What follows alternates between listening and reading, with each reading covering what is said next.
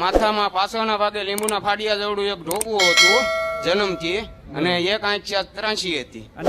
બધું કમ્પ્લીટ થઈ ગયું. આ બાબલો મારા દીકરાનો દીકરો. એક આંખ ત્રાસી હતી. હા. તમે ખુંખાર મેલડીમાંની મેલડીમાંની માનતા કરીએ એટલે બધું કમ્પ્લીટ થઈ ગયું. કોઈ બી દવા કરાયા વગર? કોઈ બી દવા કરાવ્યા વગર. રાખે પછી આપોઆપ જ થઈ ગયું? હા, આપોઆપ જ. એક મહિનાની માલપા. પછી મારી 5 થી 5 ડબ્બા તેલ ને 5 કટ્ટા ચોખાના ઈ 5 થી લાવ્યા છે પરસાદીમાં. 5 ડબ્બા તેલના ને 5 કટ્ટા ચોખાના ભાવથી હરખથી. ભલે રામ. શેની માટે? પરસાદી માટે. રામ રામ. મારું નામ ઠાકોર ગોકુલસિંહ બાલુસિંહ, ગામ મહેમદપુર, તાલુકો પ્રાંતિજ. તો એ મારી માનતા એ હતી કે આ બાબાને બીમાર થઈ ગયો હતો. શું થયું હતું? પોતળાનું હું જોઉં હતું ભાઈ. હા. એટલે તો અગર મોડ અસાદ બતાવી તે ડૉક્ટરે ના પાડેલી. હિંમતનગર બતાવી હતું ને તે આગળ ના પાડી હતી. પછી અહીંયા અમદાવાદ લાવ્યા. ડૉક્ટરે કીધું કે ઓપરેશન કરવું પડશે, પણ કોઈ ગેરંટી નહીં ઓપરેશનની એમ. એટલે એ સહી બી કરેલી હતી. પછી મારા પોતે હતા ને નવી ફોન આવ્યો ઘરમાં મમ્મી પર કે આ રીતે ડૉક્ટર ના પાડે છે એમ. પછી મારી મમ્મી મને કીધું કે તું ભાઈ બારેજાની માનતા રાખી લે એમ. બરાબર. પછી મેં માનતા રાખી તો 3 કલાક પછી ફરી એવો ફોન આવ્યો.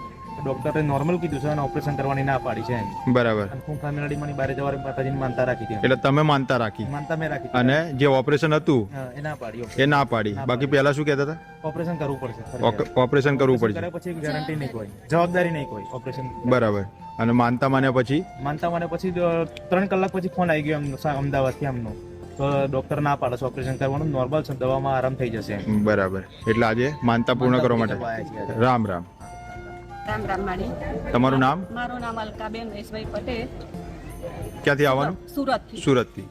હા. શું માનતા હતી તમારી? મારે માનતા એ હતી કે મારી બેબીને ખંજવાળ ઉપડી હતી 6 મહિનેથી. તે દવા આપતા હતા તો દવાથી સારું નતું થતું. પછી મેં માને મનથી પ્રાર્થના કરી. તમારી બેબી અત્યારે ક્યાં છે? મારી બેબી અત્યારે કેનેડા છે. કેનેડા. અને ત્યાંની દવા ચાલતી હતી? હા, ત્યાંની દવા ચાલતી. દવા ખાઈ એટલે સારું થાય ને પછી હતું એવું ને એવું આખા શરીરમાં ખંજવાળ હતી. બરાબર. પછી માતાજીને મેં માનતા. કયા માતાજીની? મારે ખુંખાર મેડીમાને મેં માનતા માને કે માં મારી બેબી સારું સંતાય સારું પણ નથી. પણ મેં પ્રવચનમાં એવું સાંભળ્યું હતું કે જેને ખંજવાળ હોય એને બળિયાદેવ નહીં અહીંયા કહેતો પછી અગોરી મહારાજની કહે તો પછી મેં માને પ્રાર્થના કરી માં મને કોઈ હોય તો મને બતાવજો ને હું વિડીયો ઉતારીશ.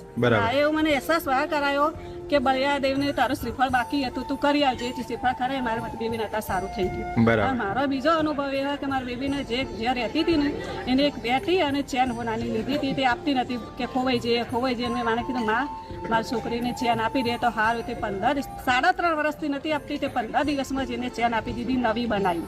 એટલે તમે અહીંયા મારી બેબી કેનેડા છે અને તમે ગુજરાતમાં રહીને માનતા માની હતી? હા, ગુજરાતમાં. અને પહેલી વખત માનતા માની કામ ના થયું અને પછી તમે પ્રવચનમાં શું સાંભળ્યું?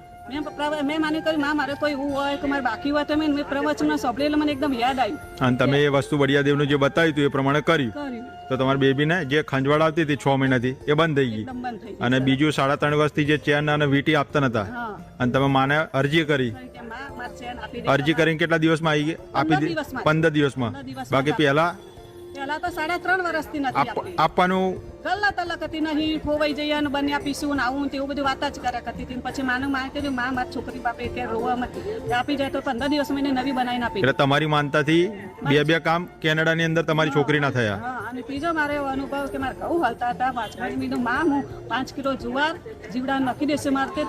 2-3 દિવસમાં જ મારે એકદમ સરસ ઓકે થઈ ગયું. એટલે શું થયું? ઘઉં ને સળતા હતા, સળી ગયા, જીવડા પડી ગયેલા.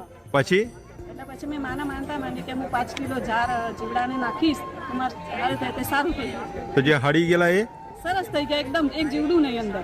બરાબર. આ બધી કોની કૃપા કહેવાય? આ બધી ખુંખાર મેલડી મારી બહુચર મેલડીમાં બારે જા ધામ વાળી.